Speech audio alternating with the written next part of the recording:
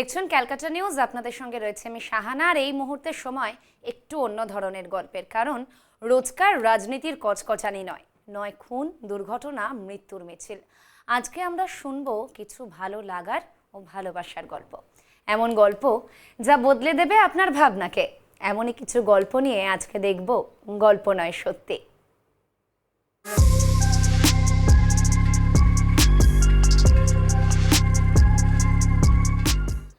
বইমেলা এখনও ঢের দেরি, কিন্তু উত্তর কলকাতায় এই পার্কে ওপেন লাইব্রেরি। গেলেই শুধু বই আর বই, পাহারা ওনার কাজ, বই ওনার শখ, মনের খিদে মেটানোর উপাদান। দেখব বইপ্রেমী এক মানুষের গল্প।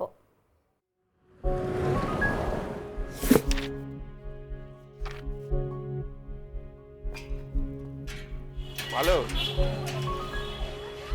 এই যে সিকিউরিটি দাদাকে দেখছেন, মানে দ্বার রক্ষী, ইনি কিন্তু মনের দরজা খুলে দিতে পারেন আপনার আমার, এবং সেই কাজটাই করছেন। কেন জানেন? এই রাজবল্লভ পাড়া, শ্যামবাজারের আগে শোভাবাজারের পরে এই একটা জায়গা, মোড়টায়, এই রাজবল্লভ পাড়ার মোড়ে এমন একটা জায়গা যেখানে আমরা এসেছি, সেই জায়গায় এলে মনের দরজা খুলে যায়। এই মুহূর্তে দাঁড়িয়ে এখন এখানে আসা খুব দরকার। বইয়ের মুক্তাঞ্চল, বিষয়টা কি আসুন দেখি। বই, বই আর বই। এই বইমেলার উদ্যোক্তা সিকিউরিটি দাদা, নিজে মাধ্যমিক, কিন্তু বই পড়া আর পড়ানোর ইচ্ছেটা মনের মলাটে বন্দি ছিল। খুলে দিলেন এই পার্কে। বই আছে, আছে গাছ, সাজিয়েছেন ইনি। আমি এই জগৎ মুখার্জি পার্কে নিরাপত্তা রক্ষী। 2010-এ আমি এখানে কাজে জয়েন করেছি। তারপর প্রথমে যখন এই মাঠে আসি, প্রথম বছরই ওইখানে এই মাঠে সিকিউরিটি নেওয়া হয়েছে। তারপর চিন্তা ভাবনা করলাম যে এই মাঠটা তো সুন্দর একটা জায়গা, একে কীভাবে সুন্দরভাবে সাজানো যায়। তারপর আমি আমার মনের জোরে আরম্ভ করলাম, বিভিন্ন গাছপালা তৈরি করতে লাগলাম। তো যখনই এই বিভিন্ন গাছপালা তৈরি করছি, তখন এখানে প্রচুর ছেলে মেয়ে আসে। এখানে কয়েকটা স্কুলও পাশাপাশি আছে, যেমন নিবেদিতা স্কুল, এবি স্কুল। প্রত্যেকে গার্জেন, ছাত্রছাত্রীরা এখানে আসেন। তো আমার গাছপালা তৈরি করা দেখে, তো আমি দেখলাম এই শুধু গাছপালা তৈরি করলে তো হবে না, যে এই জায়গাটাকে যদি সুন্দরভাবে আরও কিছু করা যায়। প্রচুর মানুষ আছে, তাদের সান্নিধ্যে কিভাবে আসা যায়। তখনই সিদ্ধান্ত নিলাম যে এখানে যদি কিছু একটা পত্রিকা রাখি, বই রাখি। তো দেখলাম, সিদ্ধান্ত নিলাম এবং আরম্ভ করে দিলাম। তারপর দেখলাম প্রচুর চাহিদা, মানুষের উৎসাহ প্রচুর, বই পড়া, পেপার পড়া। নয় করে 15,000 বই, 1 পয়সা লাগে না। বরং যে বাচ্চাদের বই কেনার সামর্থ্য নেই, তাদের জন্যও ব্যবস্থা আছে সরস্বতীর বরপুত্রের। তারপর মনে একটা তো ছোটোবেলা থেকে একটা ইচ্ছে ছিল যে একটু সমাজের জন্য কিছু করি। এবার গরিব ছেলেমেয়েরাও প্রচুর আসে যারা পড়াশোনা করতে পারে না। তা দেখলাম যে ওদের জন্যও যদি কিছু করি, কিছু গরিব ছেলেমেয়েদেরও দেখি ভিক্ষে করে ওরা। তো সিদ্ধান্ত নিলাম এদের ভিক্ষাটা কীভাবে চেঞ্জ করা যায়, যদি এদের একটু শিক্ষা দেওয়া যায়। তো সেই চিন্তা ভাবনায় মোটামুটি এগোলাম। তো এখন কয়েকটা বই নিয়ে আরম্ভ করেছিলাম, কয়েকটা পত্রিকা নিয়ে আরম্ভ করেছিলাম। তো প্রথম ওই বাড়তে বাড়তে এখন প্রায় আমার 15,000-এর উপর বই আছে।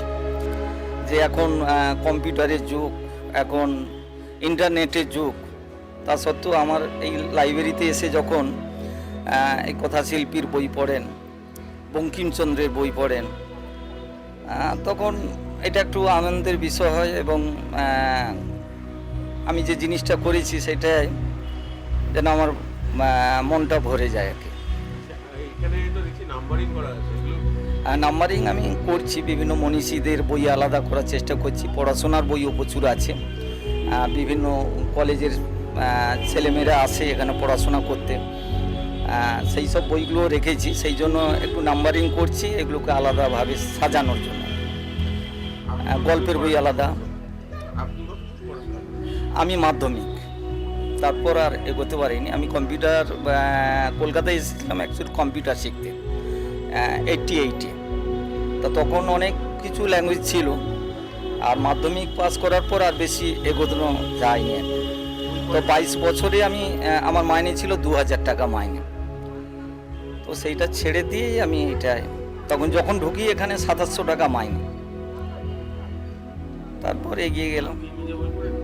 আমি বই পড়ি, আমি শরৎচন্দ্রের বই ভালো লাগে, শরৎচন্দ্রের বই পড়ি, রবীন্দ্রনাথের বইও পড়ি।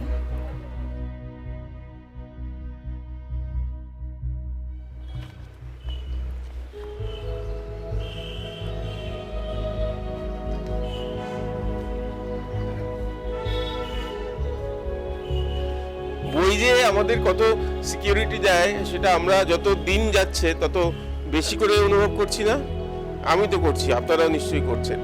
এই এত মোবাইলের ভেতরে রিল, সবসময় মোবাইল দেখার ভিড়ের মধ্যে বইয়ের নিরাপত্তা, বইয়ে মনোনিবেশ করলে জীবনটা কোথাও গিয়ে মনে হচ্ছে হ্যাঁ একটু শান্তি ফিরছে এরকমটা। বইমেলা তো বছরে একবার হয়, সেখানেও আবার পয়সা দিয়ে বই কিনতে হয়। এইখানে বইমেলা সারা বছর।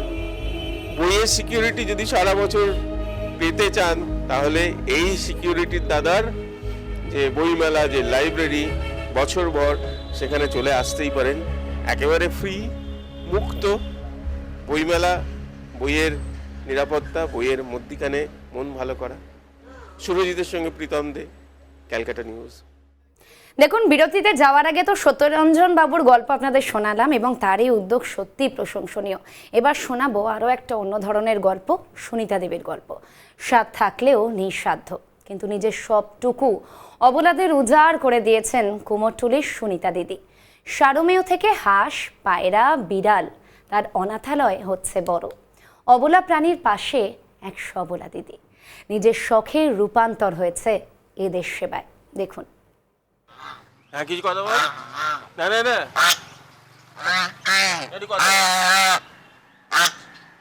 কি বকছিস কেন? আমি তো কথা বলতে চাইছি। ভালো ভালো, হ্যাঁ ভালো ভালো।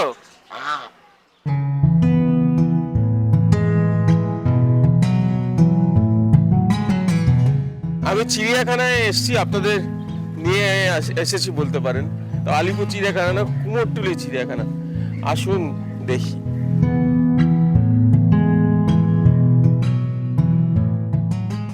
এখানে হাঁস হাসায়, হাঁসে কুকুরে এক থালায় খায়।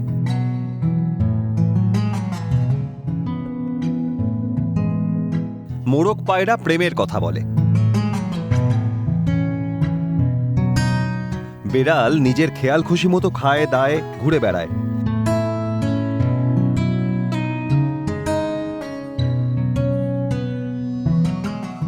কুকুরদের তো মেজাজটাই রাজার। এটা দিদির চিড়িয়াখানা।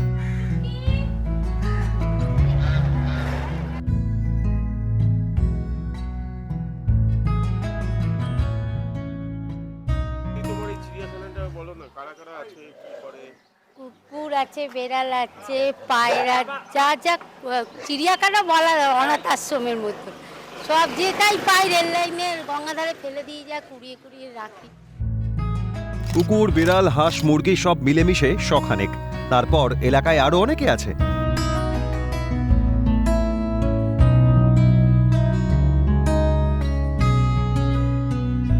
নিজের দুমুঠো না জুটলেও এরা খালি পেটে থাকলে পেটের ভাত হজম হবে না দিদি ভাইয়ের। খাবার দাবার তো অনেক, কত খাবার লাগে, তার খরচা সব আমার ওই যে আমি মাছ কিনতে পারি না ডেলি, ওই যে মাছের ফুলকো কানকোগুলো কিনে আনি, আর মাংসের ছাঁট একজন সস্তায় দেয়, ওখান থেকে নিয়ে আসি। আর ফুল আমার তো 10 কেজি চাল লাগে, পার ডে 10 কেজি করে চাল লাগে। আমার মেয়ে একটু চাকরি করে একটা প্রাইভেটে, ও দেয়, আর আমার স্বামী দেয়, গাড়ি চালায়, ওতেই চলে। কম দামে একটু চালগুলো কিনি, লোকেরা দেয় আমাকে, বিক্রি করে, ওই চালই কিনি। ওই মাছ তো পাই না, মাছের ফুলকোগুলো সেদ্ধ করে খাওয়াই, ওটা ফ্রিতে পাই, মাছ কিনতে পারি না। আর ছাঁট মাংসর মেটে হাড় এগুলো নিয়ে আসি, ওইগুলো দিয়ে সেদ্ধ করে খাই। গ্যারেজেই চলছে মুক্ত চিড়িয়াখানা, চলছে চিড়িয়াখানার মালিক এই দিদির লড়াই। কেউ সাহায্য করলে ভালো হয়, কিন্তু তাঁর বেলা কেউ নেই। উল্টে নিজেদের পোষ্যদের দিয়ে যায়, জানে নিরাপদ আশ্রয়। মাঝে মাঝে অভিমান করেন দিদি। আরো পেলে ভালো হয়। তো ওষুধ কিনতে, ওই যে ভাত খাওয়াতে গেলে ওষুধ পারি না, চিকিৎসা দিতে পারি না ওদের ভালো করে, এইটাই হয়। কোনো কুকুর ওষুধ বিনা ওষুধে মরে যাচ্ছে, একজনকে কুকুরের পেছনে সেলাইন দিতে গেলে আমার অনেক খরচা হয়ে যায়, তখন আবার খাওয়ার দিকে কষ্ট হয়ে যায়, এরকম হয়। একটা করতে গেলে আর একটা হয় না, দুদিকে আমি পেরে উঠছি না, মানে খুব অসুবিধেই হয়। তার জন্য আমার গয়নাও চলে গেছে, সব কিছুই নেই এখন। এখন আমি এমনি না হাতে কানে গলায় কিছুই করতে পারি না, ওদের জন্য সবই গেছে, কিছুই নেই। আর এখন আমি ওই জন্য পারি না, যেগুলো পারছি না আর আমি ছেড়ে দিচ্ছি, আমি যা মরে যাক এমনি। যেগুলো আমি টুকটাক ওষুধ খাওয়াতে পারবো সেইগুলোকে আমি করছি। আমার হ্যাঁ মনে কষ্ট হয়, যতটা পারি চেষ্টা করি একটা দিয়ে ধার নিয়ে তখন সেলাইনটা চালাই। এবার প্রাইভেটে ডাক্তার দেখাতে গেলে তো অনেক খরচা, এমনি টুকটাক আমার হেল্প করে দেয়, একজন আসে সে সেলাইন টেলাইন দিয়ে দেয়, আমি কিনে দিলে ওষুধ টষুধ করে দিই।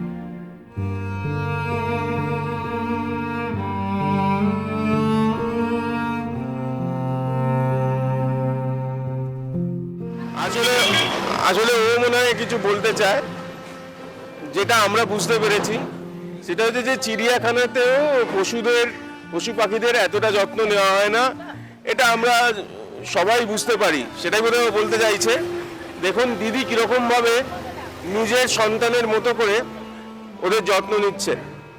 এটা আমি বলছিলাম চিড়িয়াখানা, কুমোরটুলির চিড়িয়াখানা, এই দিদির চিড়িয়াখানা, দিদি বললেন না অনাথ আশ্রম। সত্যি অনাথ সন্তানদের প্রতিপালন করার জন্য, বাঁচিয়ে রাখার জন্য নিজের সামর্থ্যের বাইরে গিয়েও হাত পেতেও অনেক কিছুই হয় না, অনেক সময় ওষুধের অভাবেও চোখের সামনে নিজের সন্তানকে মরতে দেখতে হয়। যারা বলছেন আদিক্ষেতা, আমার মনে দৃঢ় বিশ্বাস বলছেন না, কিন্তু একটু ভাববেন। আর এই শীতের সময় এই চিড়িয়াখানা, অনাথ আশ্রম যাই বলুন না কেন, এসে মজা লাগবে, আনন্দ লাগবে, সঙ্গে সঙ্গে এই ফিলটাও করতে পারবেন, অনুভবটাও করতে পারবেন যে কতটা কাছাকাছি এরা এদের কাছে, আমাদের কাছে আসতে পারে, আমরা এদের কাছে যেতে পারি। আর যদি মনে হয়, অনুভব হয় আর কি, যে এদের জন্য কিছু করতে পারেন। সুরজিতের সঙ্গে প্রীতম দে, ক্যালকাটা নিউজ। দেখুন প্রতিকূলতা তো রয়েছে, কিন্তু সেই প্রতিকূলতা উপেক্ষা করে সুন্দরভাবে নিজের অবলা সন্তানদের আশ্রয়স্থল হয়ে উঠেছে সুনিতা দিদির এই চিড়িয়াখানা। এবারে শোনাবো আরও একটা গল্প, একদম শুরুতে যে গল্পের দিকে আমরা নজর রেখেছিলাম, চলুন সেই গল্পটাই আরও একবার আপনাদের শোনাই। ডট দিয়ে বিখ্যাত মানুষদের ছবি এঁকে বিশ্ব রেকর্ড করেছেন, আঁকলেন নরেন্দ্র মোদীর ছবি। টানা 2 দিনেই করলেন এই অসাধ্য সাধন। ডট নিয়ে স্টাডি করতে করতে পোর্ট্রেটে তার প্রতিফলন।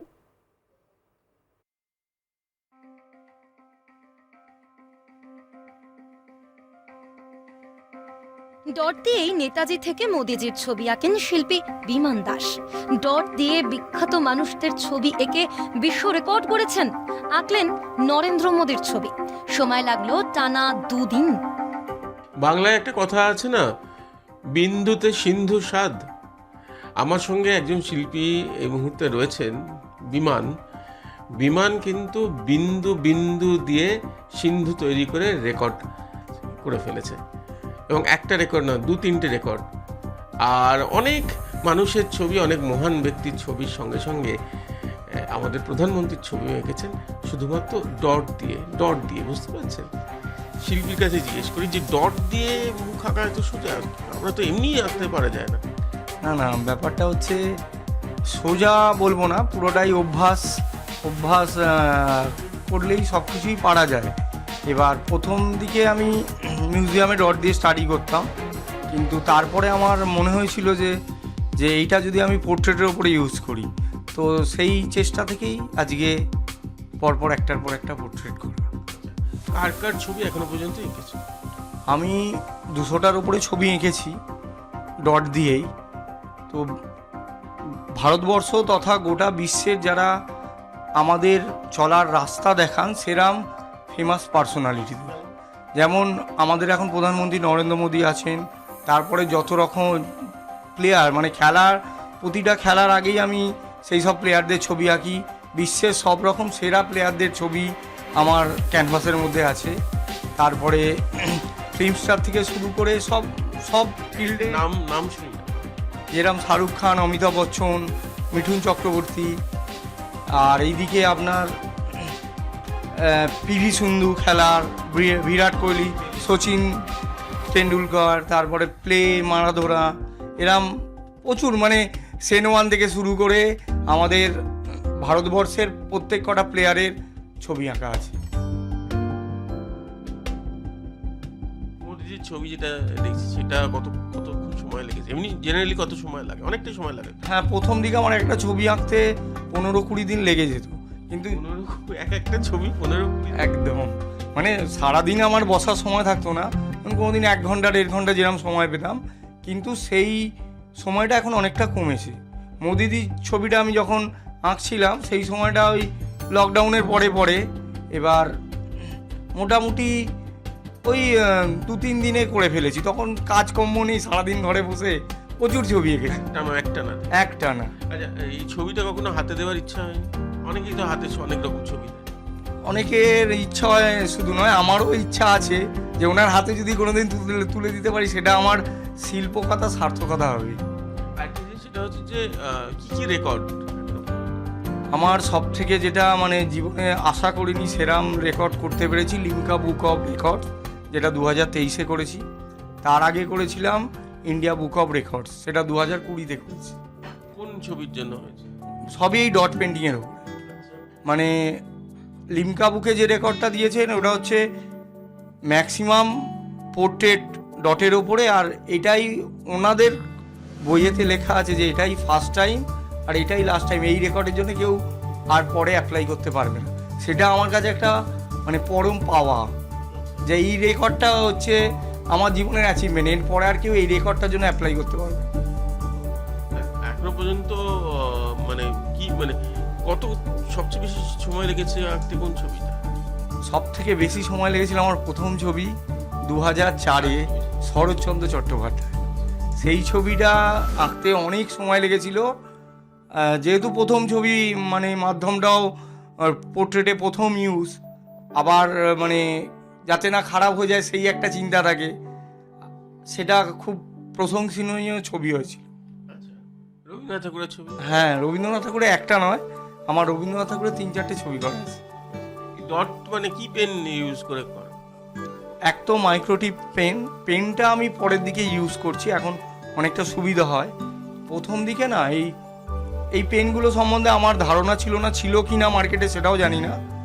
তখন আমি ক্রোকুইল নিব দিয়ে বেশি কাজ করেছি, যেটা ঠিক দোয়াত কলমের মতো, ওই চাইনিজ ইঙ্কে ডুবিয়ে আর ওই কালি পেনে যে আগেকার দিনে দোয়াত কলমে লিখতো সেরকমভাবে ডট দিয়ে দিয়ে, ওই জন্য তখন ছবিগুলো প্রচুর টাইম লাগতো। দুটো রেকর্ড হয়েছে। স্বপ্ন কি কোনো পুরস্কার সম্মানটা হচ্ছে মানুষের থেকে আশা করাটা, মানে ওটা বাঞ্ছনীয়, কিন্তু সম্মাননা পেয়ে নেওয়া যায় না। মানে যদি আসে সেটা হচ্ছে আমার কপালের ব্যাপার। আশাটা নেই, মানে আশা করলে মানুষ কষ্ট পায়, আশা ছাড়া আমি এগোতে চাই।